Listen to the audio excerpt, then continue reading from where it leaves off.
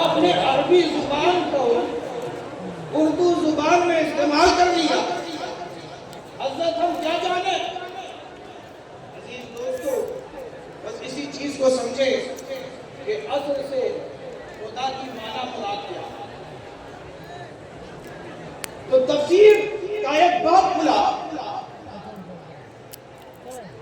کسی نے کہا کہ اصل سے مراد وقت عصر ہے. ان کے پاس بھی دلیل. یہ کہتے ہیں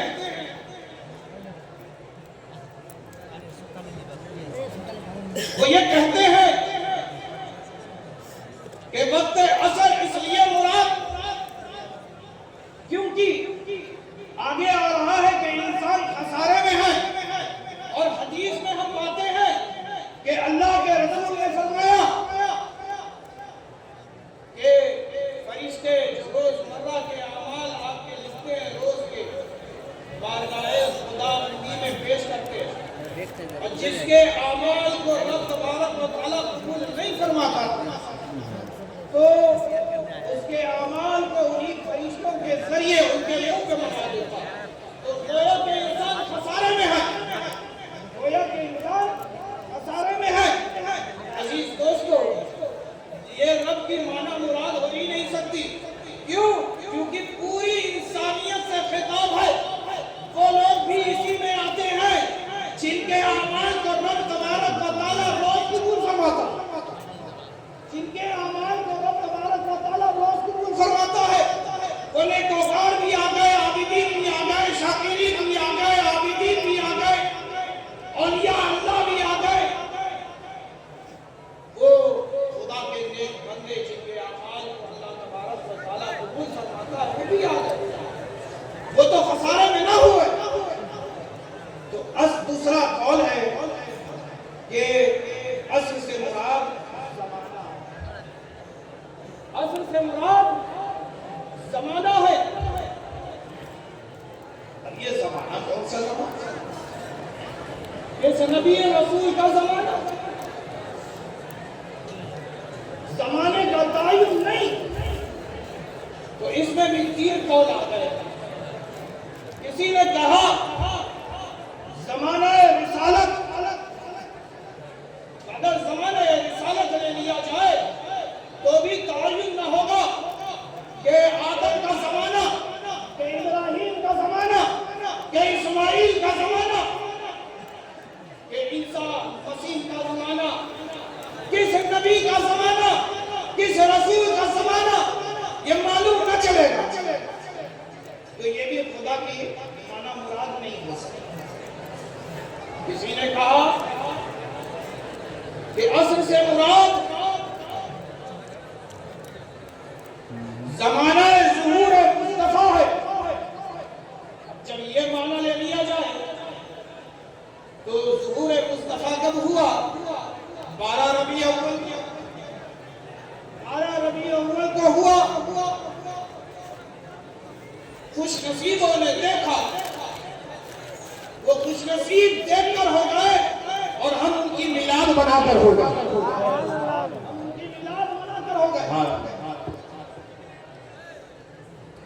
لیکن اگر یہ معنی بھی لے لیا جائے پھر بات وہیں آ جاتی ہے کہ نبی سے پہلے، ظہور مصطفیٰ سے پہلے جو انبیاء کرام اور ان کی امتیں آئیں وہ اس انسانیت کے خطاب سے خارج ہو گئی. یہ بھی قول خدا کا معنی مراد نہیں ہو سکتا. تو وہ کون سا قول ہے جس میں آدم سے لے کر آخر بنی آدم ہر ایک بندہ خدا شامل ہو جائے؟ وہ بندہ بھی جو خدا کو مانتا ہے، وہ بندہ بھی جو خدا کو نہیں مانتا. ہر ایک آ جائے. یہ دوسرا قول میرا بڑا پسندیدہ قول ہے. میں اسے بڑا پسند کرتا. وہ یہ ہے کہ زمانہ فیض نبوت. زمانہ فیض نبوت. تو زمانہ فیض نبوت کی قسم. اب آپ یہ کہیں، کچھ لوگ یہ کہتے ہیں کہ میرے نبی کو نبوت ملی کب؟ 40 40 برس کے بعد ذرا ہوش میں آ جاؤ. میرے نبی نے کیا کہا؟ میرے نبی نے کہا کہ میں اس وقت بھی نبی تھا جب آدم آب و دل کی منزلیں طے کر رہے تھے. میں اس وقت بھی نبی تھا جب آدم روح اور جسم کے درمیان تھے. میں اس وقت بھی نبی تھا.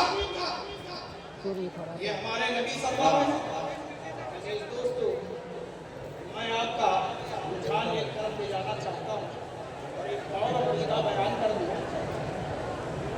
کہ میرا رب صرف اس عالم کا پالنہار نہیں. میرا رب صرف اس عالم کا مالک نہیں ہے. میرا رب صرف اس عالم کا مختار نہیں ہے. وہ ہر عالم کا مالک ہے. وہ ہر عالم کا پالنہار ہے. وہ ہمارا رب ہے جو اس دنیا کا بھی اور اس دنیا کا بھی مالک ہے, مختار ہے. وہ ہمارا پالنہار ہے. وہ ہمارا رب العالمین ہے. دوستو جب عالمین کی بات نہیں ہے تو کئی عالم آ جائے. میں آپ کو بتا دوں کہ کون سا عالم. وہ علماء بیٹھے ہوئے ہیں یہ خوب جانتے ہیں کہ عالم کی کئی قسمیں ہیں. ان میں سے ایک انسانوں کا عالم ہے, جناتوں کا عالم ہے, فرشتوں کا عالم ہے, چرندوں کا عالم ہے, پرند کا عالم ہے. وہ جسے آپ دیکھ رہے ہیں وہ بھی اپنے ایک عالم میں ہے اور جسے آپ نہیں دیکھ رہے وہ بھی اپنے ایک عالم میں ہے. اچھا آپ کہیں گے یہ کیسے؟ ابھی اس وقت ہر ایک کمرے پہ 2 فرشتے موجود ہیں. بتاؤ تم نے اپنے ساتھ ہر وقت موجود یہ دونوں فرشتوں کو دیکھا لیکن مان رہے ہو کہ نہیں کہ یہ بھی اپنے ایک عالم میں ہے اور ہم دکھ رہے ہیں ہم بھی اپنے ایک عالم میں ہیں. تو وہ جسے دیکھتے ہو اس کو بھی تخلیق کر دینے والا کوئی اور نہیں بلکہ ہمارا رب ہے. اور جسے تم نہیں دیکھتے اس کا بھی پیدا کرنے والا خدا ہے. عزیز دوستو تو عالم کی میں ایسی تقسیم کر دوں کہ جہاں بات سب سمجھ میں آ جاتے ہیں. ایک ہے عالم امر اور ایک ہے عالم خلق. بس اسی چیز کو سمجھ لیجیے. عالم امر کیا ہے؟ خدا نے لفظ کن فرمایا. اس لفظ کن سے روح وجود میں آتی. تو روح عالم امر کی چیز ہوئی. روح آدم بھی موجود اور جو آخر بنی آدم ہے اس کی بھی روح موجود. سب کی روحیں وجود میں آ گئی. اب خدا نے فرشتوں کو حکم دیا کہ اے فرشتوں جاؤ جا کر کے آدم کا جسم تیار کرو, مجسمہ تیار کرو. جب مجسمہ آدم تیار کر لیا گیا تو حکم ہوا عالم امر کی چیز کو عالم امر کی چیز کو حکم ملا کہ عالم خلق میں داخل ہو جاؤ. اچھا ایک چیز اور بتا دے, دونوں کی چیز دونوں کی حیثیت الگ ہے. دونوں کی حیثیت الگ ہے. دونوں کا شکل و روپ الگ ہے. جسم مٹی میں مل جاتا ہے لیکن روح باقی رہتی ہے. لیکن روح باقی رہتی ہے.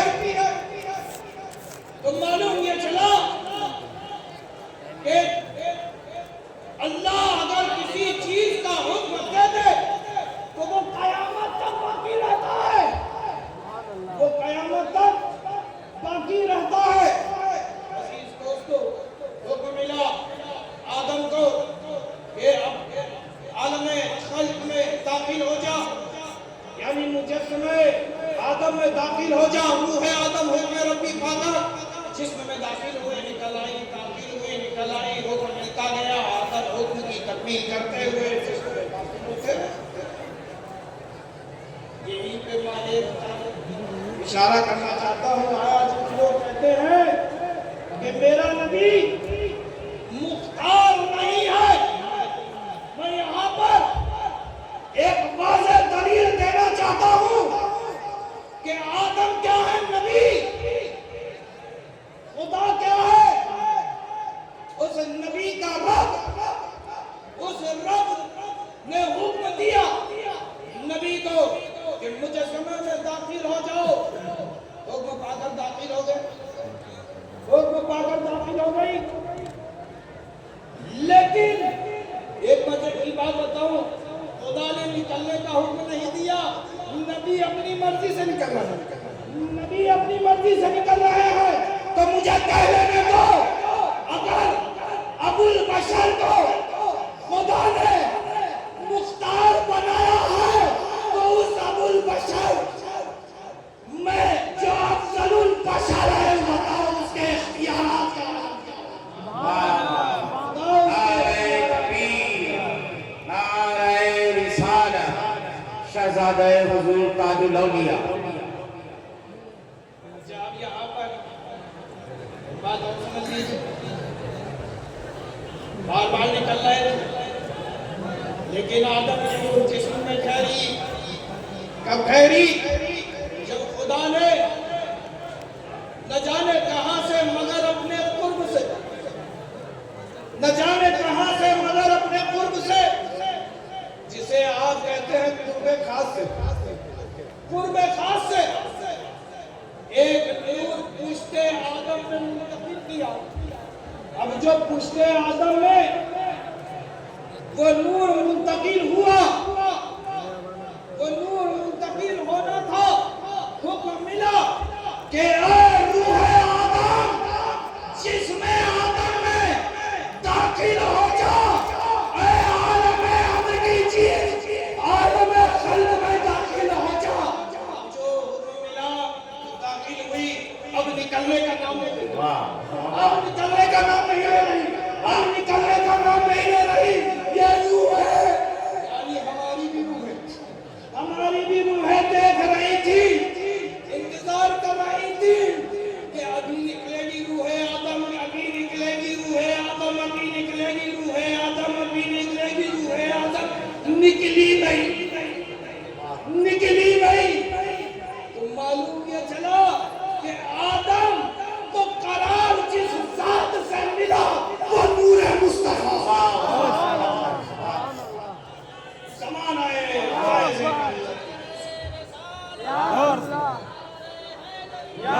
زمان آئے فیض نبوت کی قسم، آدم کو جس ذات نے فیضان پہنچایا وہ فیضان دینے والی ذات کا نام میرا آپ کا نبی، میرا آپ کا نبی ہے۔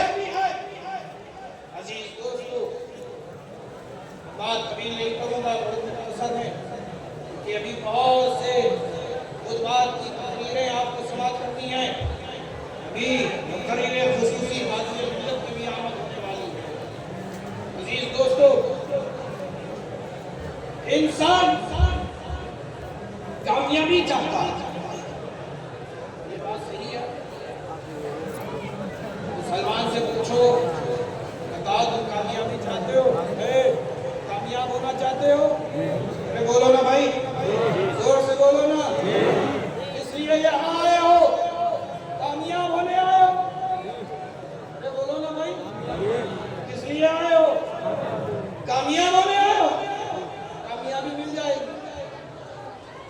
مسلمان کامیاب ہونا چاہتا ہے، حضور سے پوچھو کیا تم کامیاب ہونا چاہتے ہو، تو وہ بھی مندی اس بات میں ہلائیں گے، ہاں ہاں ہم بھی کامیاب ہونا چاہتے ہیں۔ یہودیوں سے پوچھو، وہ بھی کامیاب ہونا چاہتے ہیں۔ عیسائیوں سے پوچھو، وہ بھی کامیاب ہونا چاہتے ہیں۔ ہر ادیان کے لوگ کامیابی چاہتے ہیں، ہر طبقہ فکر کے لوگ کامیابی چاہتے ہیں، اور ہر عمر کے لوگ کامیاب ہوتے ہیں۔ بچے سے پوچھو کامیابی چاہتے ہو، بچہ بھی بولے گا کہ ہاں ہم کامیاب ہونا چاہتے ہیں۔ وہی بچہ جوان ہوا، کامیاب ہونا چاہتے ہو؟ ہاں ہاں ہم کامیاب ہونا چاہتے ہیں۔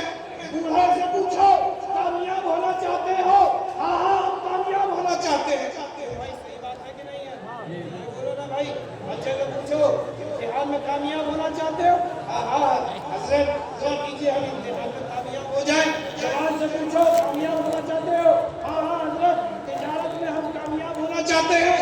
یہ بوڑھے حالات کے مراحل سے گزر گئے، تجارت کر کے تھک گئے، بوڑھے ہو گئے، پیروں میں ساتھ چھوڑ دیا، کمر جھک گئی، آنکھوں سے دیکھنا کم ہو گیا، کانوں سے سنائی دینا کم ہو گیا، زبان کھلنا بند ہو گئی، تو اب وہ خدا کو یاد کرتا ہے تاکہ ہم خدا کے آگے کامیاب ہو جائیں۔ ہر عمر کے لوگ کامیابی چاہتے ہیں مگر کامیابی مل نہیں رہی۔ کامیابی مل نہیں رہی۔ آپ کہیں گے کہ یہ کیسے حضرت؟ آج پہلے کے زمانے کے لوگ تو جھوپڑیوں میں رہتے تھے، آج تو ہم پکے مکانات میں رہ رہے ہیں۔ پہلے کے لوگ تو جانوروں سے کی پشت پر بیٹھ کر سفر کیا کرتے تھے، 10 دن تک کا 10 رات کا سفر کیا کرتے تھے، لیکن آج 10 دن 10 رات کا سفر چند لمحوں میں طے کر لیا جا رہا ہے۔ حضرت انسان تو آج ترقی کر رہا ہے، کامیابی کی منزلیں طے کر رہا ہے۔ ارے حضرت آپ کو معلوم نہیں انسان کامیاب ہوتے ہوتے اس پہلے کا انسان زمین کی چھاتی پہ کھڑے ہو کر آسمان کی طرف چاند کو تکتا تھا اور حسرت بھری نگاہوں سے دیکھتا تھا اور یہی کہتا تھا کہ تو کتنی بلندی پہ ہے، مجھے بھی اس بلندی پہ آنا ہے۔ لیکن جب انسان بلندی طے کرتا ہے، اس چاند پہ پہنچتا ہے، چاند کی دھرتی پہ قدم رکھنے کے بعد ایک اور دنیا نظر آتی ہے، ایک اور دنیا نظر آتی ہے، ایک اور تمنا جنم لیتی ہے کہ ہمیں اس گولے کے پاس جانا ہے، ہمیں اس گولے کے پاس جانا ہے۔ مطلب یہ ہے کہ انسان کی پیاس نہیں مٹتی، تمنائیں نہیں مٹتی، خواہشات نہیں مٹتی۔ حضرت آپ ہی بتا دیجئے کہ آپ کی نظر میں کامیابی کہاں ہے؟ ارے نادان، میں کہتا ہوں کامیابی وہ ہے جو تمہیں بھی کامیاب کرتے اور تمہاری نسلوں کو بھی کامیاب کرتے، تمہاری نسلوں کو بھی چمکا دے، تمہیں بھی مہکا دے، تمہاری نسلوں کو بھی مہکا دے۔ حضرت وہ ذات کیا ہے، وہ چیز کیا ہے کہ جسے ہم پالیں تو اتنا سب کچھ مل جائے؟ انسان جس چاند پر پہنچنے کی تمنا رکھتا تھا، اب اس چاند پہ پہنچ گیا ہے۔ اب اسی چاند سے پوچھ، بتا اے چاند کامیابی کہاں ہے؟ تو چاند بھی طلب کر کہتا ہے اے انسان اگر تو کامیاب ہونا چاہتا ہے تو تجھے میرے پاس آنے کی ضرورت نہیں، بس اس کے اشارے پر، جس کے اشارے پر میں تو ٹکڑے ہوا تھا اسی کے قدموں میں بچھ سکتا۔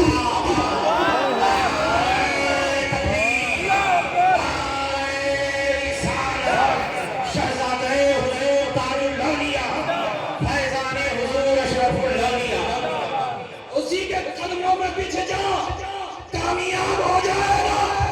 ارے جو کل تک غلام تھا، مقام سماج میں نہ تھا، جانا تھا، مگر مصطفیٰ کی نظر پڑ گئی، دل کی دنیا بدل گئی، زبان پہ حق کلمہ ظاہر ہو گیا، کلمہ لا الہ الا اللہ، لا الہ الا اللہ محمد رسول اللہ، محمد رسول اللہ۔ سننے والا بلال حبشی کا آدمی پریشان، کہا یہ لو مال، یہ لو میری بیٹیاں، یہ لو یہ مال و دولت دنیا کی تم رکھ لو، یہ کلمہ، یہ نبی کی غلامی چھوڑ دو۔ بلال نے مسکرا کر کہا ہوگا کہ مجھ سے تیری جان لے لو مگر یہ نہیں سودا گوارا ہوگا، یہ نہیں سودا گوارا ہوگا، یہ نہیں سودا گوارا ہوگا۔ عزیز دوستو، ابھی تو بلال حبشی کا یہ مقام ہو گیا کہ آزان بلال نہ دے تو سورج طلوع نہ ہو، آزان بلال نہ دے تو سورج طلوع نہ ہو، تو مجھے کہنے دے دو اسی نبی کے قدموں سے لپٹنے والی ذات کا نام خواجہ معین الدین حسن سنجری ہے۔ ارے اسی نبی کا بیٹا ہے کیا تھا چاند دو ٹکڑے ہو گیا، اشارہ خواجہ نے کیا تو آنا ساگر سمٹ گیا، آنا ساگر سمٹ گیا۔ معلوم یہ چلا کہ نبی کے غلام اگر اشارہ کرتے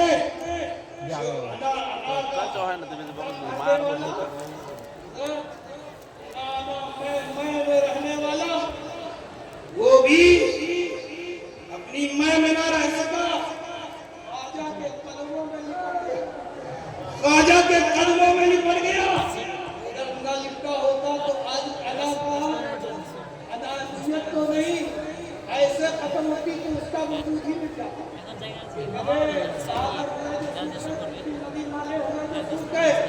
لیکن انا ساگر کو جو میں نے 10 سال پہلے خواجہ کی نگری میں دیکھا تھا آج اس سے زیادہ ہو گیا۔ بھائی آج ہے کہ نہیں ہے؟ بولو گا بھائی؟ دوستو خواجہ کے قدموں سے نکلنے والی خاک کا نام علاؤالحق قدوی ہے۔ اگر زمین پر ہاتھ مارے تو جس کے لیے تم دن رات پسینہ بہاتے ہو، یہ اللہ کے نیک بندے اگر زمین پر ہاتھ مار دے تو زمین سونا چاندی بن جاتی ہے۔ دوستو اسی علاؤالحق قدوی کے دامن سے وابستہ ہونے والی ذات کا نام مخدوم سلطان سید اشرف جہانگیر ہے۔ دوستو کسی نے کہا تھا یہ سنا ہے آپ کے لوگ جہانگیر کہتے ہیں، سنا ہے آپ کے لوگ جہانگیر کہتے ہیں، آپ صحیح سنا ہے۔ آپ کیوں کہتے ہیں؟ اس لیے کہتے ہیں کیونکہ مجھے میرے پیر نے کہا، مجھے میرے پیر نے کہا۔ پیر کی بات پہ بھی شک نہ کرنا، پیر کی بات پہ بھی شک نہ کرنا۔ مجاز دے رہا ہوں میں اشرفیوں، پیر جو کہہ دے بس کر گزرو، پیر جو کہہ دے وہ کر گزرو۔ میری نظر میں وہ پیر ہے جو تمہیں خدا اور اس کے محبوب سے ملا، جو خدا اور اس کے رسول کا عشق کا جام پلا دے، وہی پیر صادق ہوگا۔ پیر نے کہا میں جہانگیر ہوں۔ آپ کے پیر نے کیوں کہا؟ آسان میں صرف جہانگیر ہی نہیں جاگیر بھی ہوں، جاگیر بھی ہوں۔ اتنا قسم چولا تھا کہ اس کے روح نفس اسری سے پرواز کرتا۔ عزیز دوستو تو معلوم یہ چلا کہ ان اولیاء اللہ کی بارگاہ میں زبان کھولنے سے پہلے 10 بار سوچنا کہ کس کی بارگاہ میں آئے۔ یہ خیال رہنا چاہیے کہ تم مرشد اشرف کی بارگاہ میں آئے ہو، کسی ایرے گہرے نتھو گہرے پیر کی بارگاہ میں نہیں، بلکہ پیرانے پیر کی بارگاہ میں آئے ہو۔ میرا پیر ایسا ہے جو دستگیر ہے، میرا پیر ایسا ہے جو روشن ضمیر ہے، نظر ڈال دے وقت کا شرف وہ وقت کا شرف کیا ہو جائے، اور اگر نظر ڈال دے ان کے فرزند پر تو اولیاء کا یاد ہوگا۔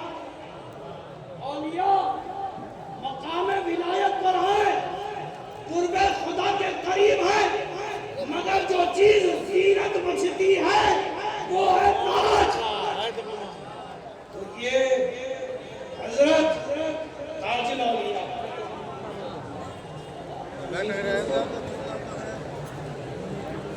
عزیز دوستو بس اسی کے ساتھ میں آپ کے درمیان سے رخصت ہوتا ہوں۔ وآخر دعوانا الحمدللہ۔